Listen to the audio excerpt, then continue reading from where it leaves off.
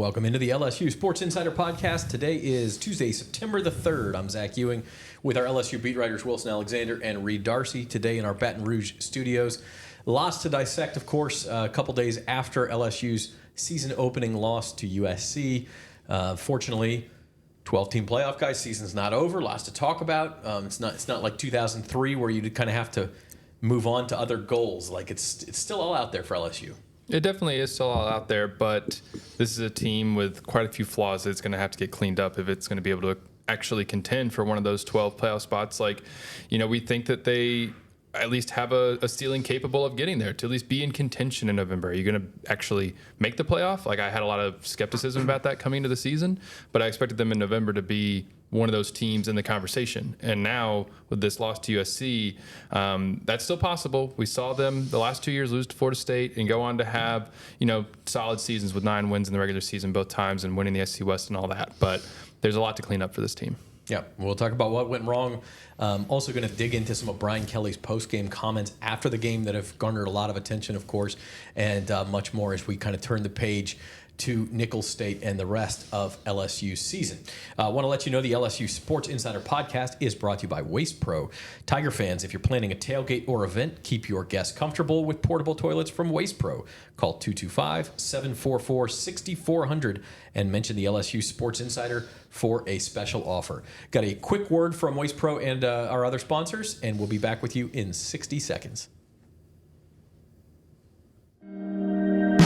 You know how far I've gone, now I'm home again. I'm feeling more alive these days than I've ever been. At the Baton Rouge Clinic, our sole focus is to provide exceptional health care for your entire family so that you can get back to doing what you love most. We are caring for generations. You gave me love, gave me love. Football fans, with the Caesars Sportsbook app, you can be in the game all the time. Seeking instant action? Quick Picks offers you the most popular games and markets, already built for you and ready to bet. Experience the thrill when you stack your bets to create a super parlay. Build bets for your favorite teams and players across multiple games. This season, don't just watch the game. Download Caesars Sportsbook and experience the game like never before. All right, our thanks to our sponsors, and we're going to dig into things, guys. Y'all just came from Brian Kelly's press conference, so let's start, first of all, with an injury report. We have a quick injury update. Chris Hilton, kind of a strange situation. He was listed as a starter for the game on Sunday, Wilson, and then it apparently was never going to be the case. That must have been a clerical issue because he wasn't even dressed out. No, that's colleges not actually taking a depth chart seriously, because that was a depth chart that probably got written up a week ahead of time, and LSU just didn't release it until the day of the game. So it was completely outdated. It wasn't actually a reflection really of who was going to start in a lot of situations, especially with Hilton's injury. It just wasn't taken into account on that depth chart, which you just kind of roll your eyes because that's what colleges do with depth charts all the time. Right. He was never day of the game in any way. He traveled, but it was very clear he was out day of the game. It wasn't even a game time decision or anything like that. And now he appears to be kind of week to week. It's sort of this situation where Brian Kelly was asked about it a few times today. He's dealing with a bone bruise in his ankle, and Kelly said if he was an offensive lineman, he'd be out there. But because of the position that he plays, they want to make sure that he's 100% before they put him back on the field. And there's really no clear timeline that's been articulated publicly yet around this injury and when Hilton is expected to be back. He started sounding like last week he would maybe be possibly playing the game, and that's the reason he traveled. But it's going to sort of depend on how he progresses throughout the week going into this Nicholls game, whether or not he's out there. And Reed, he's joined now on the injury report by Kyle Parker, who replaced him Sunday, and now he's, I guess, doubtful for at least Saturday's game at Nicholls, and so LSU really kind of being tested at wide receiver. Yeah, Kyle Parker went in. He only had one catch, went for 6 yards. They were in the red zone in the first quarter, and he sort of hurt his elbow there. Brian Kelly described it as a UCL injury, and that's going to take a little bit of time to recover from. He probably will not be playing against Nicholls, and so LSU needs some production from Aaron Anderson, who had a nice game on Sunday. They need something more from Xavier Thomas and even Shelton Sampson, the redshirt freshman Brian Kelly really singled him out today as a guy who LSU wants and needs to get more involved in the offense. I don't think he saw the field at all on Sunday, and so maybe we're probably going to see him against Nicholls, and maybe he shows something. Maybe he gets more snaps, particularly if Hilton and Kyle Parker miss extended time. So that's the injury report. It's brought to you by Baton Rouge Clinic. The Baton Rouge Clinic is your trusted healthcare provider in the heart of Baton Rouge. Whether you're in need of primary care, specialist services, or urgent care, the Baton Rouge Clinic has you covered with a team of dedicated and experienced professionals. Visit BatonRougeClinic.com to learn more or to schedule your appointment today.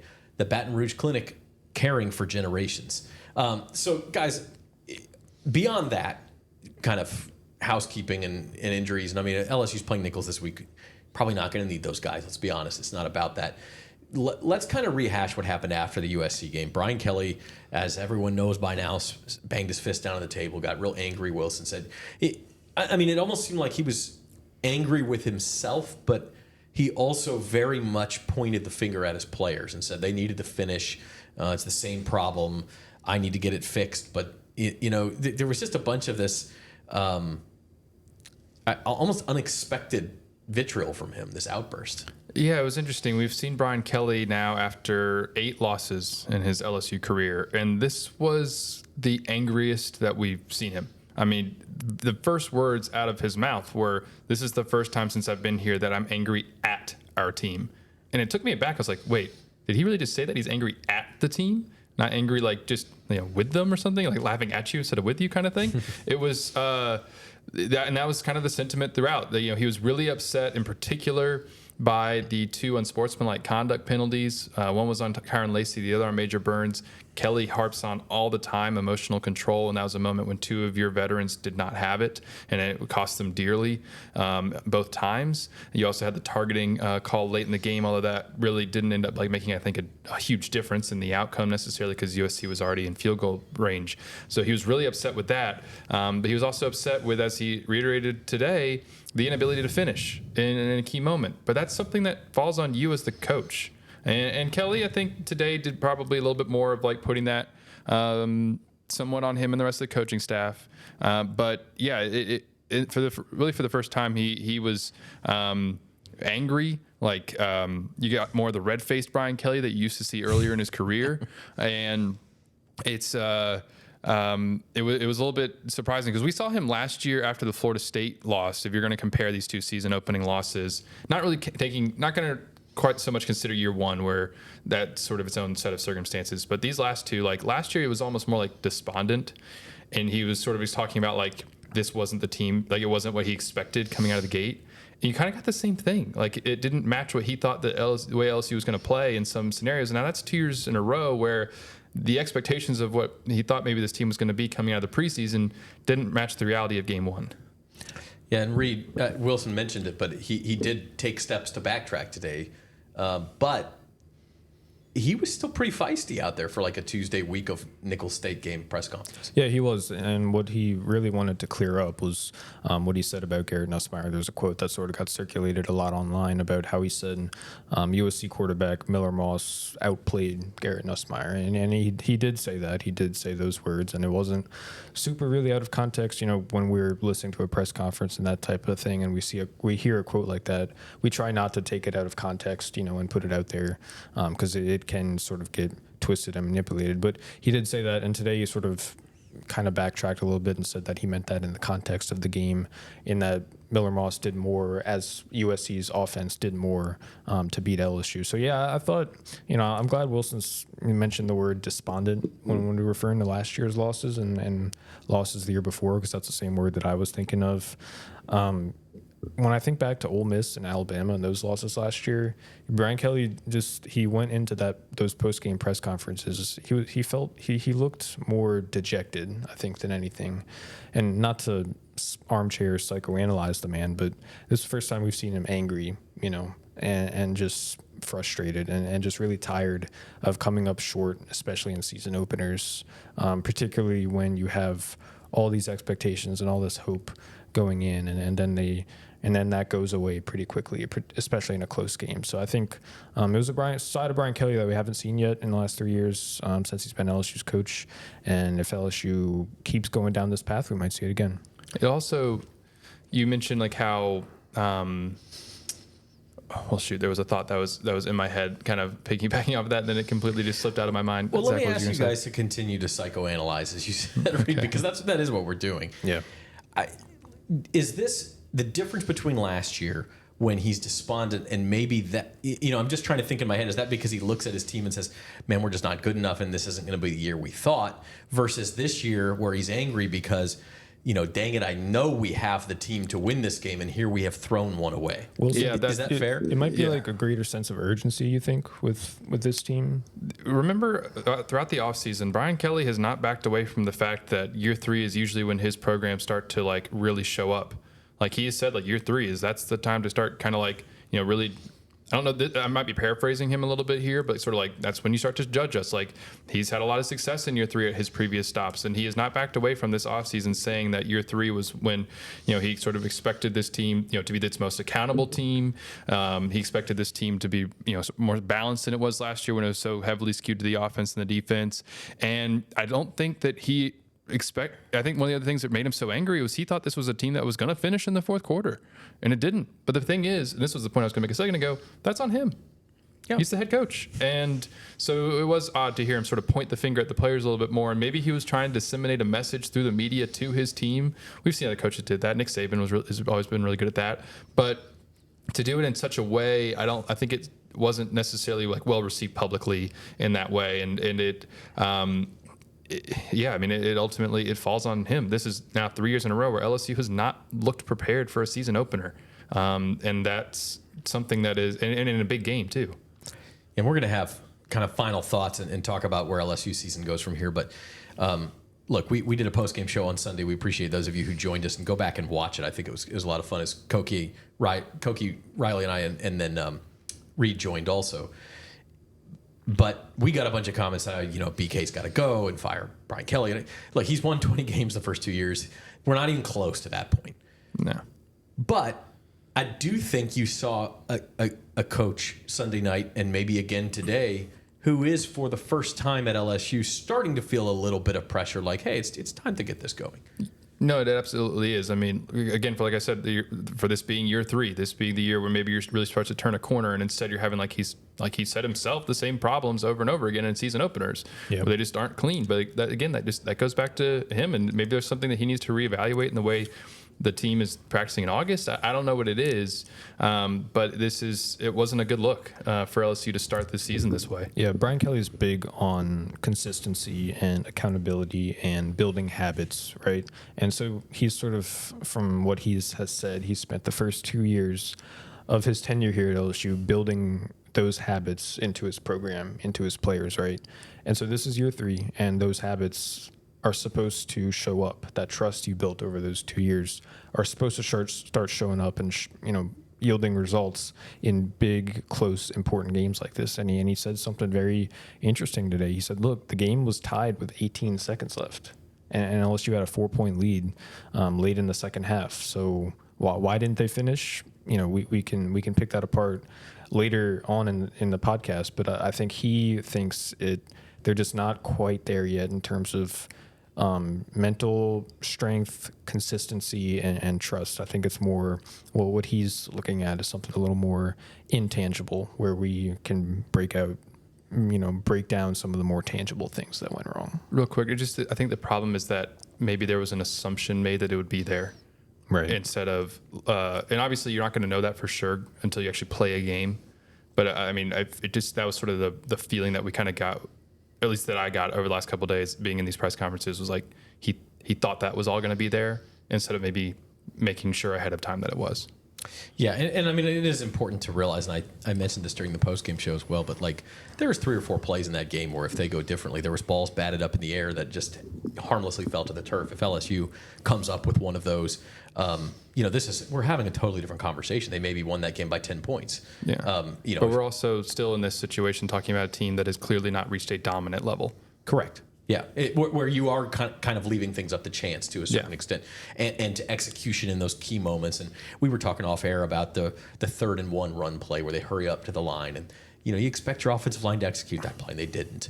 The play right after the 2-minute warning at the end of the game, where it's like a rub route, and Garrett Nussmeier has a real easy throw out to Aaron Anderson. It just threw it into the turf. I mean, he just missed the throw, and he didn't miss very many, by the way. Like I didn't think Miller Moss outplayed him by hardly anything, if anything. But on that particular important play, he didn't execute. And so yeah, it's a balance between, does the scheme need to be better? Do the players need to be better prepared? And simply, do they just need to execute?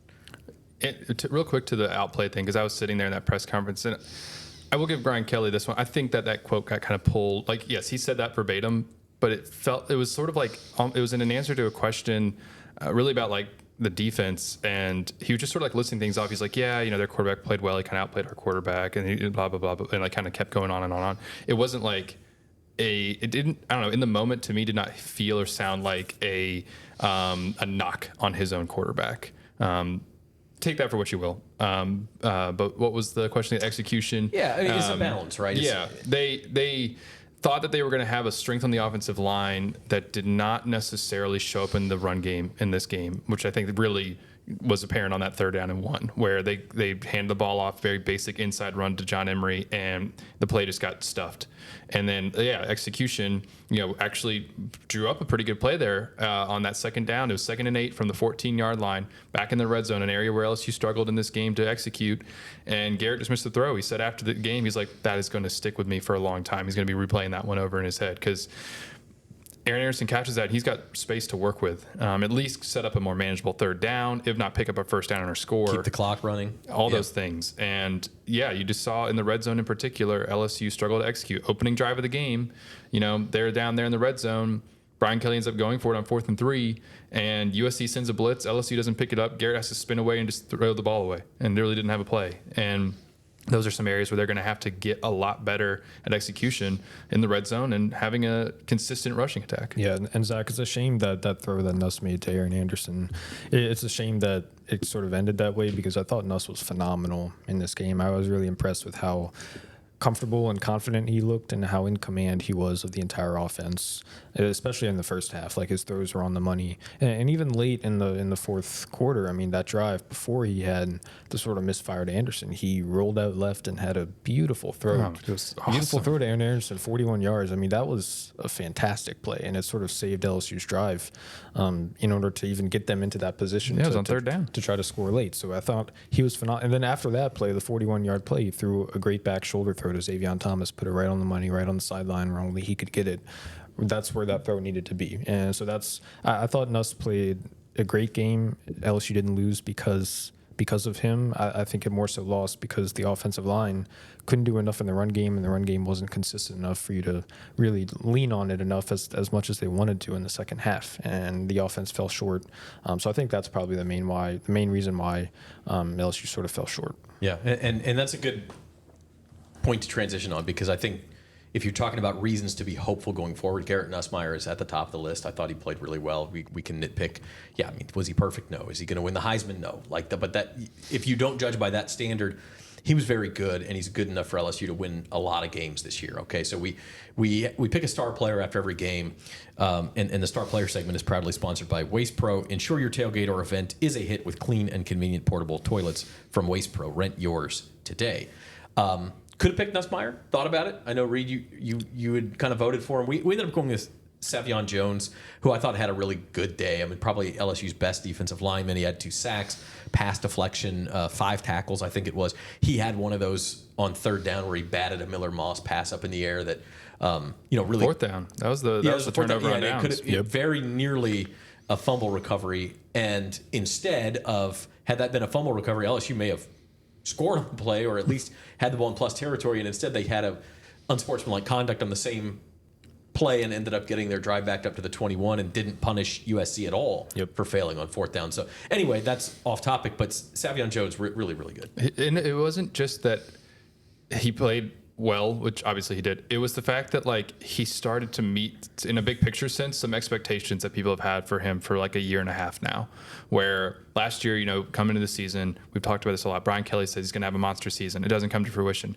You're starting to see what I think everyone expected to see out of Savion Jones a year ago. Because, like you said, 2 sacks, a forced fumble, the pass deflection on that fourth down that was almost picked off by Whit Weeks. There's another play where, like, if Whit Weeks can hang on to possession, maybe something looks a little bit different, and they just couldn't get the break. If Major Burns keeps his helmet on, if he catches it, Major Burns keeps his helmet on, they're starting in plus territory, not at their own 21. A lot of what ifs, but and then the forced fumble too. He was excellent, and if you're looking for some positives to come out of this game, the way that he played is definitely one of them. Yeah, he was super disruptive, super havoc creating, as to borrow a term from Blake Baker. And we've talked to him throughout the offseason, a little bit in preseason camp, and he has sort of shown that he's thinking more about the pass rush, right? He's understanding the complexities of it more. He's using more technique. He's developing the sort of finer aspects of pass rush, and then using those tools that he's been developing over the offseason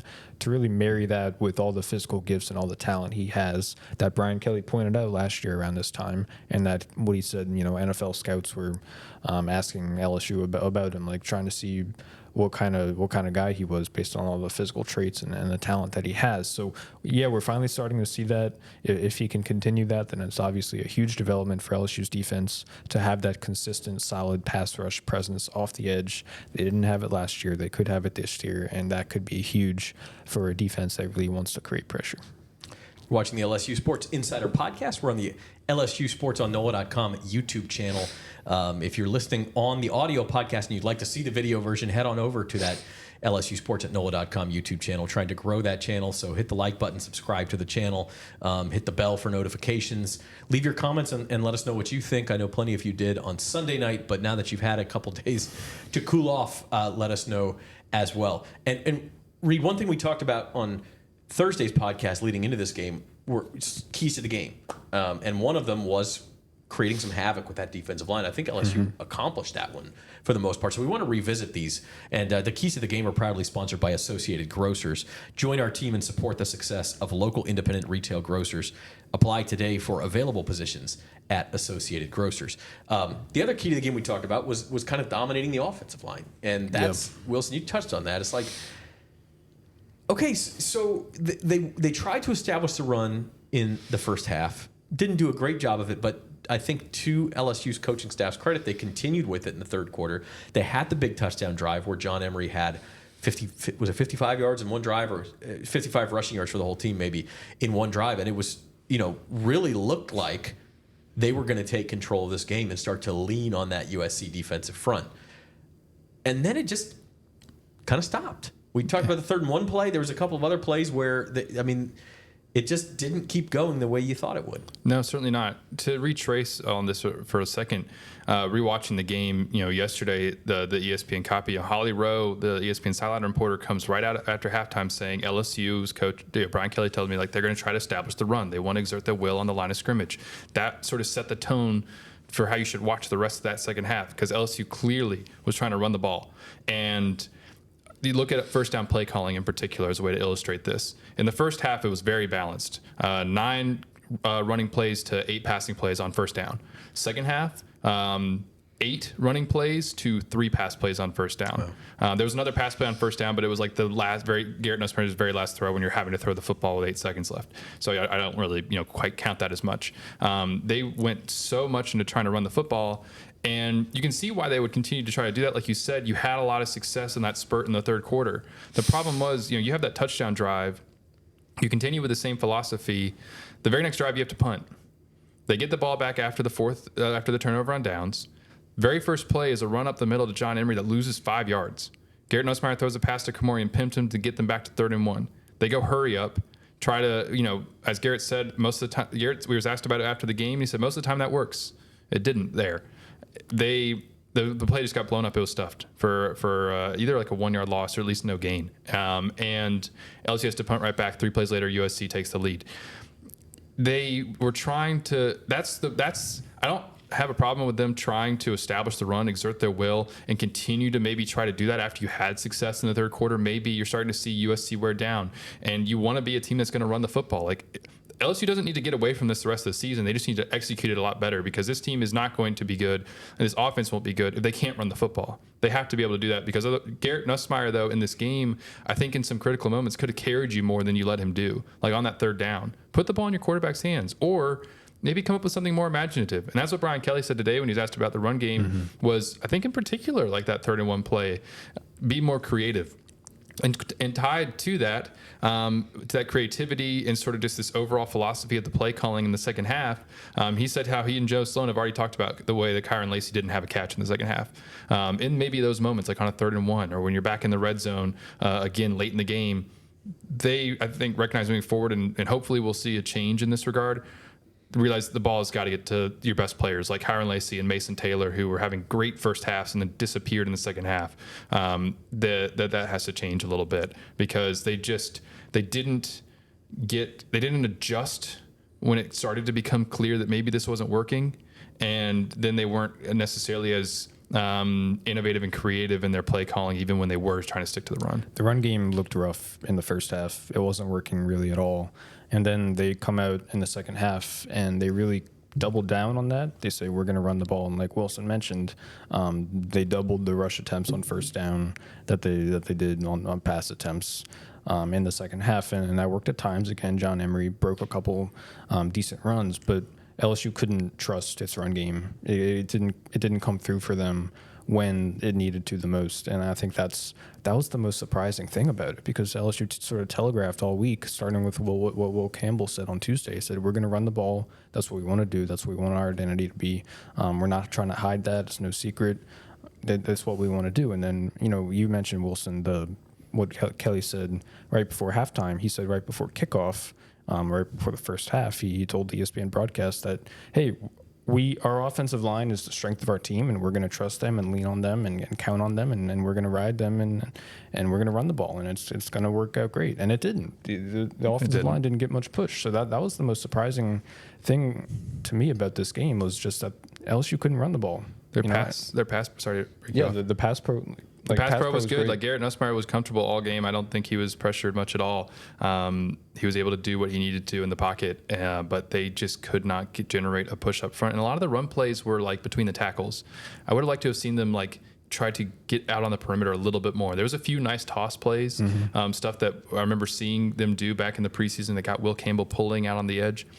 We've talked all preseason, all offseason about how schematically it was going to look different, and it did. It did. Yeah. I mean, there was counters, there was power, there was pulling guards and tackles and stuff that we didn't see last year. But they just were not taking over at the line of scrimmage in a way that you thought they might be able to against a USC defense that struggled so much last year.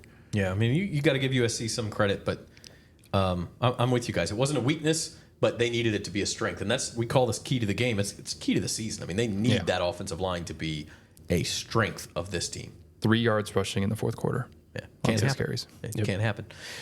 Tiger Fans Associated Grocers is hiring. Join a team committed to the success of independent retail grocers. Apply today at Associated Grocers and be part of something great. Let's turn the page. Nicholls State this week. Coming into Tiger Stadium is the home opener of the 100th season of Tiger Stadium. Well, lots of coverage on that in The Advocate this week, so check that out. Check it out on theadvocate.com as well. Special offer right now. I think you can subscribe for 6 months for $1. So, that's going to get you through football season. $1. It might be $1 per month. I don't know. But, skip Starbucks next week and you get our coverage for the entire season. And support local journalism. That's right. Not just the sports coverage. All the coverage you get everything else the paper. that the Advocate and NOLA.com have to offer as well. So, guys, this game is not going to be as much about the result. We're not going to sit here and nitpick 3rd and 1 plays this week. If we do, we got a whole nother problem. Gosh, yeah. But what do you want to see from LSU against Nicholls State? What should they be working on here, and what should fans be watching? I guess that offensive line. If you can't dominate an opponent that you physically should be able to outmatch, then that would be a major problem moving forward. Think back to last year. First game is Florida State. It looks rough, but the second game that comes out, they end up blowing out Grambling. But the first half was kind of rough, and the defense still had some really shaky moments where all of a sudden you're like, oh gosh, this defense might be a problem the rest of the year. Brian Kelly said himself today that typically you're going to see the most jump from week 1 to week 2, and that he knows a lot about this team now, that you learn from playing a game like USC instead of playing a game like the UO. 49-0 or something kind of win in the first half the SEC played those games. Exactly. Yeah. He said, he's like, because Rabelais, our economist, asked him today about that, like, do you want to like maybe change your week 1 scheduling? He's like, well, I learned a lot from this game that I wouldn't have learned from winning 73-0.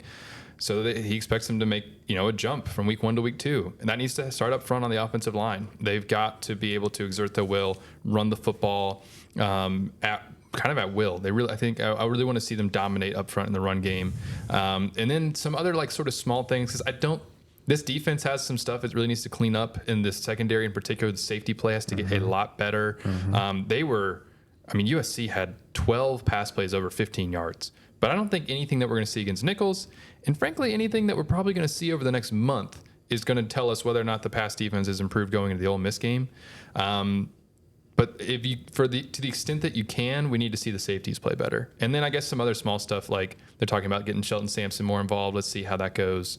That would probably be the 3 things I'm watching for. I want to see more vertical passing plays. We mentioned this, I think earlier, how Nussmeier, we thought he played a great game, but we didn't think, at least I didn't think that he really had many opportunities to throw deep, right? We know that he loves to throw deep. We know that's what he wants to do, and I think it's what he's best at. He didn't get many opportunities to do that against USC, whether it was because USC played a lot of the soft zone coverage that was meant to keep everything in front of them, or because LSU really focused on the run game a lot and took a more conservative approach to offense. So against Nicholls, I think you need to get Garrett Nussmeier back in that mode of going deep and being aggressive and using that arm talent and arm strength.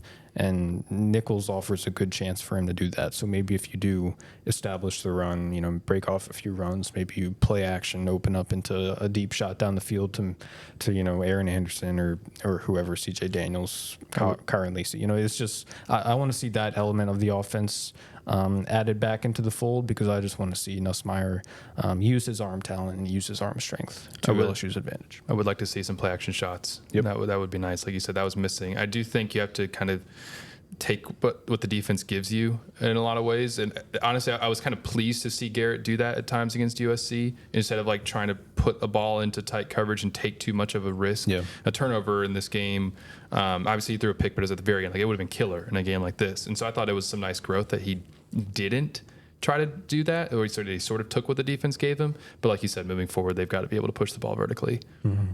Yeah. One other thing, and we'll have a full preview of the Nicholls game on Thursday, such as it is, but show some more discipline. No personal fouls. Like that sort of stuff that you can get baited into that by an FCS team, just like you can by an FBS team. And the emotions maybe won't be riding as high, but let's clean up the stuff that Brian Kelly says we need to clean up. And I think that would be a step in the right direction for LSU. Absolutely. Yeah. All right. Last 10, 15 minutes of the show, we're going to turn the page and kind of like take a wider view of LSU season and some of the other SEC teams. We're going to start with our sports betting segment, and that's the Queen of Baton Rouge proudly sponsors the LSU Sports Insider's sports betting segment with Thomas Casale. Experience the thrill of game day at 1717 Kitchen and Cocktails, your premier destination for elevated sports entertainment. Thomas is going to let us know what has happened to LSU's national championship odds and SEC championship odds. Thanks, guys. Well, unfortunately, LSU coming off a tough loss in their opener to USC. That's changed the betting odds a little bit.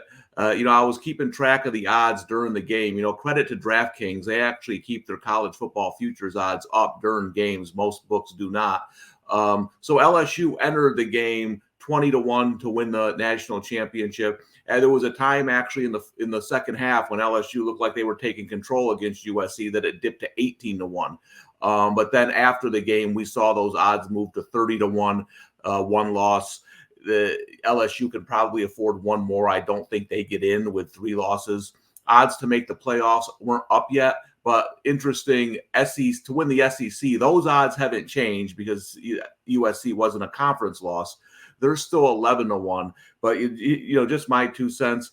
If you saw Texas, Georgia, Ole Miss, Alabama play, and yes, 3 of those teams played cupcakes, but if you're being objective, those teams look like they're still on a little bit different level talent-wise than LSU overall on both sides of the ball. It's hard for me to get there with LSU to win the SEC at plus 1,100. Obviously, national championship 30-1. I'm going to take a pass on that. So tough first loss. We'll see what LSU can do in the SEC, and we'll keep track of the odds throughout the season for you. Thanks, Thomas. And Tiger fans, you can catch all the sports action at the Queen Casino's DraftKings Sportsbook Bar and 1717 Kitchen and Cocktails. With top-notch screens and live betting, it's the ultimate spot to watch your favorite teams and enjoy a cold brew or signature cocktail. The Queen Casino is the only land-based casino in Baton Rouge and your go-to for game day or any day. Visit today and elevate your sports watching experience. All right, so we're going to take a wider view. We're going to kind of go around the SEC, and then we're also going to take the temperature of LSU and let Wilson and Reed tell you exactly how much you should be panicked after that season opening loss to USC right after this break. Since 1988, Classic Industrial Services, Inc. has led the industry in specialty contracting. From thermal insulation to scaffolding, coatings, and beyond, we cover it all. Every minute matters in our commitment to quality and safety. We're here to serve with roofing, siding, heat trace, and refractory services. Visit ClassicIndustrial.com for more information.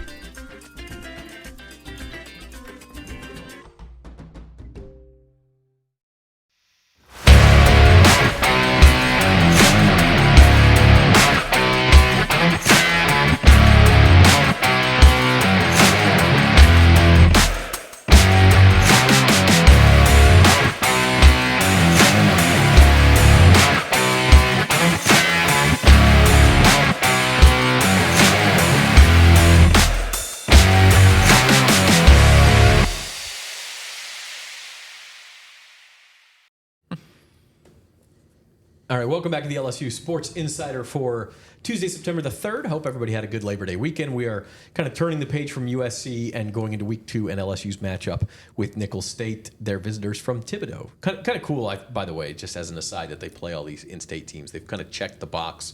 I think everyone except for Nicholls. Nicholls, and then in UL Lafayette, I don't think they played our Tulane lately, but Not lately, but this is the last in-state team that they have yet to play. So it's pretty cool. Nicholls will come up from Thibodeau and have the home opener at Tiger Stadium. So pretty cool. Guys, want to take one last look back at week 1 as we go around the SEC. The Around the SEC segment is brought to you by Classic Industrial Services, because at Classic Industrial Services, every minute matters. All right, so as mentioned, half the SEC played these bye games like LSU is playing this week, and there were very, very few. South Carolina is probably the one team that had a scare. They needed a late score to beat Old Dominion and a late takeaway. But there was like a 73-0 and a 69-3 and a 70-0 and a 51-0 and I don't know how much you can take away from those games.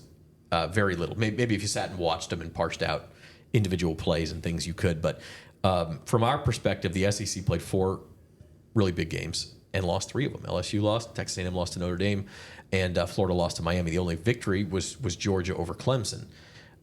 So having said that, are you worried about the state of the SEC when we talk about getting 4 or 5 playoff teams?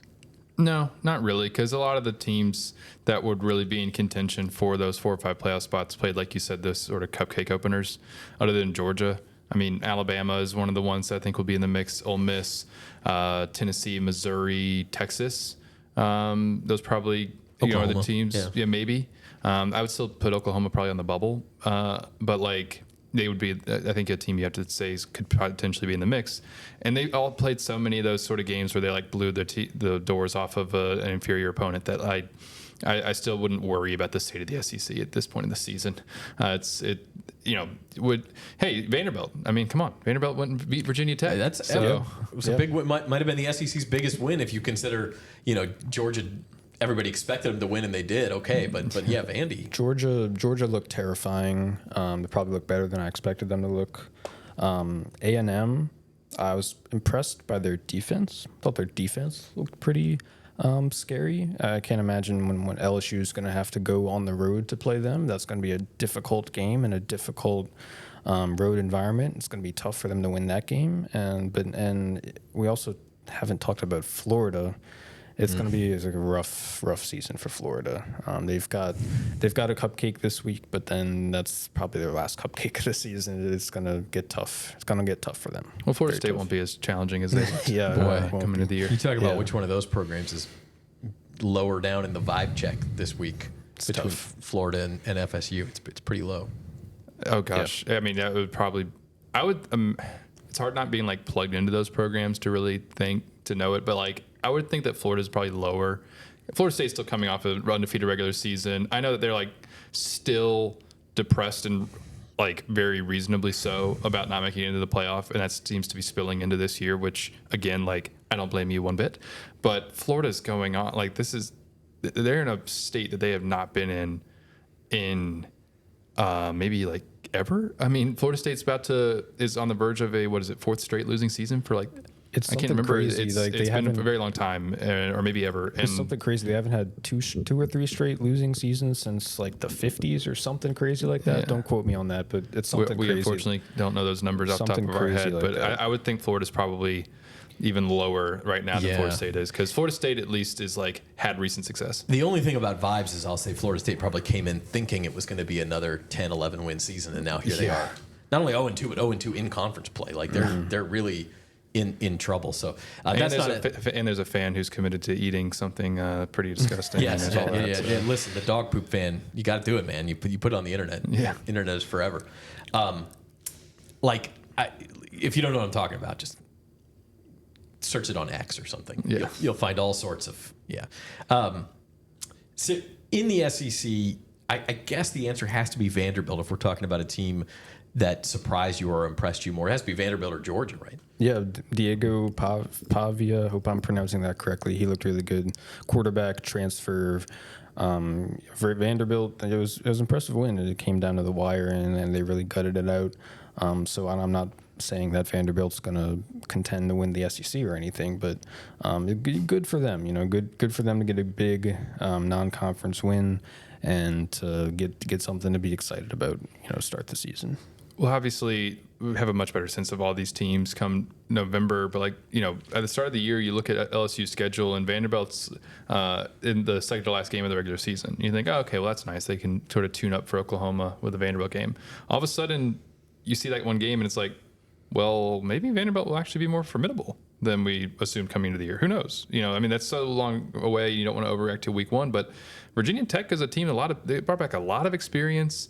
One of those teams that people were talking about preseason is like a sleeper in the ACC. Maybe they can even win the conference, and they obviously still could because that was a non-conference game. But Vanderbilt played pretty darn well. Didn't even need to take it to overtime. They just missed a field goal at the end, and did a great job of warping what someone said was actually a compliment for Diego.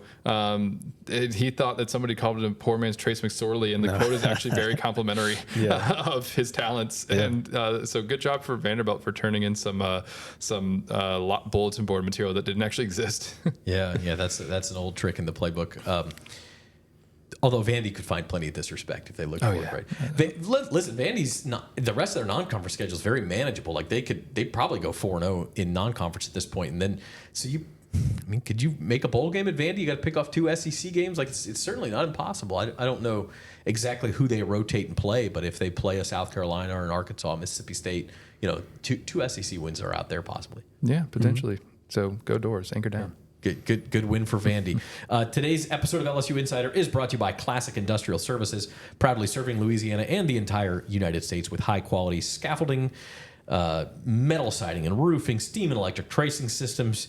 You want commercial coatings, they got commercial coatings. General maintenance services, they got general maintenance services. Large capital projects, commercial projects, small quick response needs. Classic Industrial is your go-to for quality and safety. They're not just about business, they're a proud community partner, supporting local initiatives and helping build a stronger Baton Rouge. At Classic Industrial Services, every minute matters. Going to spend the last minute of this show talking kind of an LSU vibe check, guys. What's the panic meter right now for LSU? We talked about Brian Kelly being a little angsty even today. I don't know if that's the right word, but still a little on edge after Sunday. Obviously, everything's still out there for this team, Wilson. We said at the beginning, but the margin for error is gone. I mean, what's if you're an LSU fan, what's your panic meter at 1 to 10? The number that comes to mind is 6. I think you're a 6.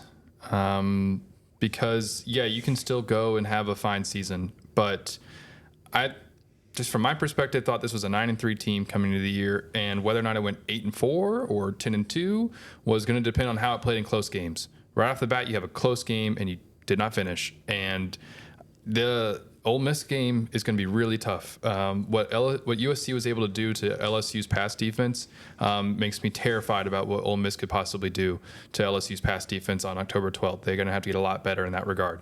Alabama's going to be a tough opponent.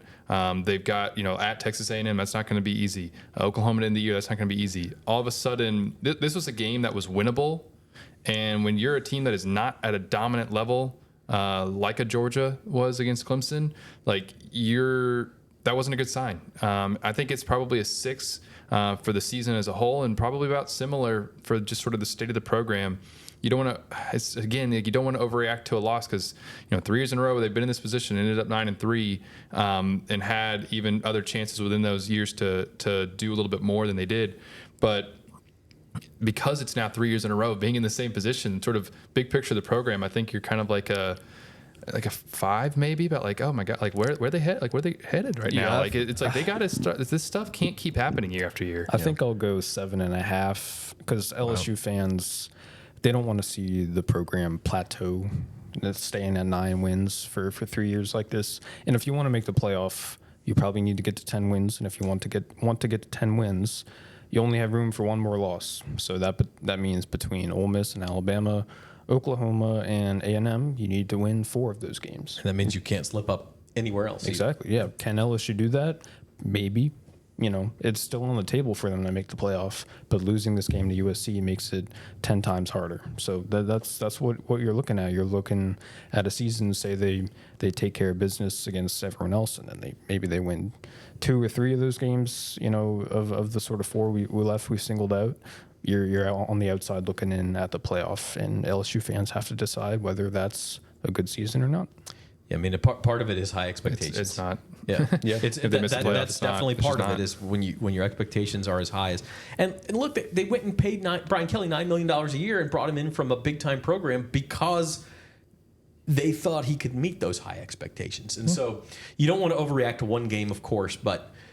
Look, we've been talking about this on the podcast. You guys have been writing about it for months now. You only get, you play 12 games, but let's be honest, you get about 10 final exams in college football because a couple of those games are, Nicholls. You just if you lose that game, we're having a whole other conversation, right? So we really only get 9-10 final exams, and they've taken one and they didn't pass, and so now you've only got so many opportunities left to kind of save the season. So it's crunch time early in Death Valley. And it's also just going to make the entire month of September, it just 3 years in a row now where it's just like the air that's left the building. And it's all about now, are they going to get better? What is wrong? And nothing that they do over the next month is going to really change anyone's opinion in one way or another. Because you play a South Carolina team that barely beat Old Dominion. You play a UCLA team that looked terrible against Hawaii.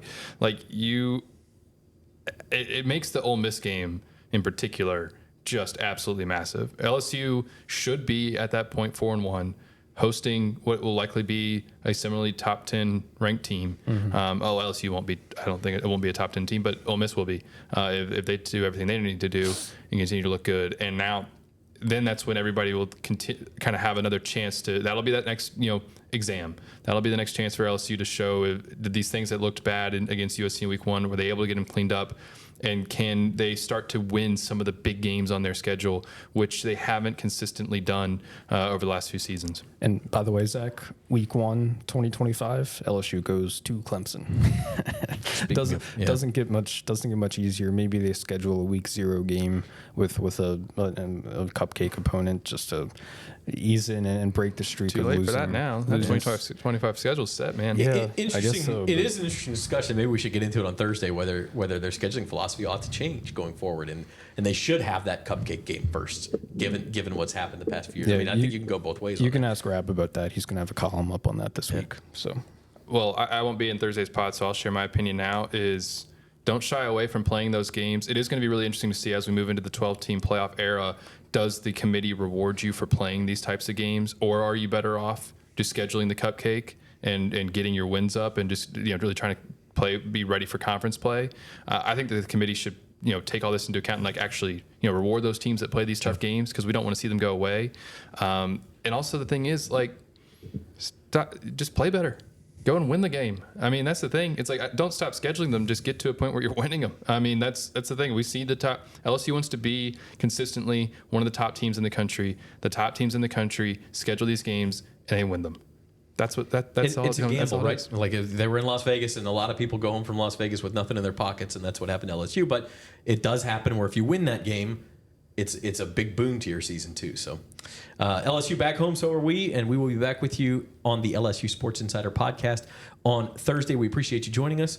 We are brought to you by Waste Pro. Our thanks to them. Our thanks to Amelia Cotton, our producer, and our beat writers Wilson Alexander, Reed Darcey. I'm Zach Ewing, and we'll see you next time.